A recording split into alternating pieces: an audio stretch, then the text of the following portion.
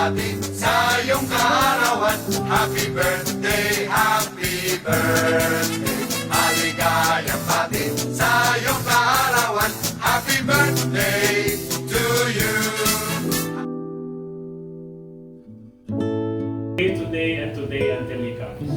Nilagay ko ang aking pag-iisip sa isang panahon, hindi dito sa panahon ito, ngunit sa muling pagbabalik ni Jesus. At ngayon ako ay patuloy na mananampalataya sa Kanya hanggang totoo nga makabalik siya. And doon po na ipinanganak, after po ng mga patuloy na pag-aaral, yung Seventh-day Adventist faith as we know it.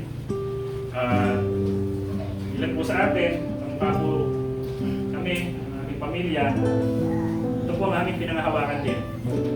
Kaya po patuloy natin pinaglilingkuran ng ating Panginoon. Alam po natin na muling babalik si Jesus Christ. Hindi po natin alam kung kailan.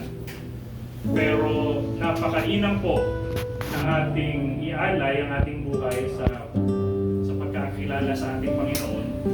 Dahil ang oras, ang mga panahon po na ating ginugugol na makilala at paglingkuran si Jesus ay hindi po sayang. Wala pong kasayangan sa isang buhay. Ito po pinangahawakan kay Lord. Sa kabila po ng kalungkutan na ating nararanasan ngayon. Alam po natin, like I said the other night po, hindi po ito yung kanyang muling hantungan. Pansamantala lang po, tayo po yung muling makikita-kita ulit. Hanggat ating po minamahal ang ating Panginoong Jesucristo, atin po siyang tinatanggap sa ating mundo. We will see each other again.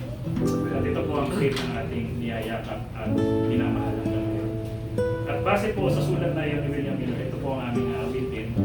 And we hope and pray na tayo po ay mag-bless against the Lord.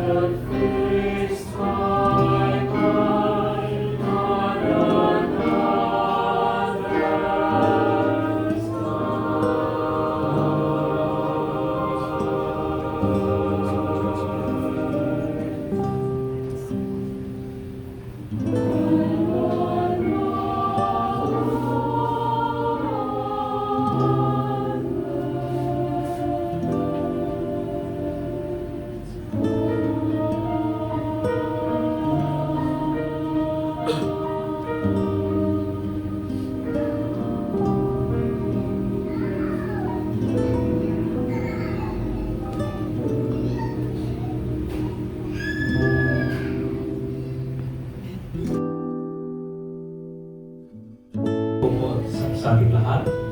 Ating po nasasalamatan ng ating Panginoon na sa gabi ito ay mabigyan kami ng bahagi sa isang luksang parangal para sa bayan sa pagkano ng kanilang mga pagbilang.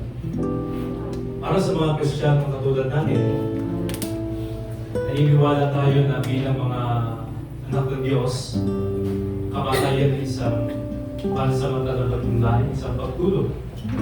Hinihintay natin ang malapit na pagbabalik ng ating Panginoon. Kung saan tayong lahat ay binigyan ng pag-asa at kasama-sama sa dating araw na yun. Ang ganitong okasyon, ang ganitong pagkakataon, ay nabubukas lamang sa atin ng inspirasyon dahilan sa halip na paglulusa, sa halip na pangungulila, ay nagiging isang magandang opportunity ang pagkakataon ito dahil may mga kapatid, may mga mahal sa buhay, may mga kasama tayo sa iglesia na dumaramay, nagbibigay ng inspirasyon, ibigay ng pagpalakas ng loob sa mga naulila ng mahal sa buhay at kapatid. Ngunit tayo po ay higit na pinatitikot sa mga ganitong pagkakataon ng salita ng Diyos. Kaya nga po mula sa in behalf of the College of Theology at the Teaching University of the Philippines, pinapakot po namin ang pusong pakikiramay. Ang ating pong magbibigay ng tinapay ng buhay, salita ng inspirasyon para sa bawat isa, ganoon din sa mga naulila, ay ating pong department chair, Pastor Oresti Tutubualoy. Siya po aming department chair. At pagkatapos, bago po siya magsalita, ay hahadugan po tayo isang tanging bilang, isa sa aming mga guro,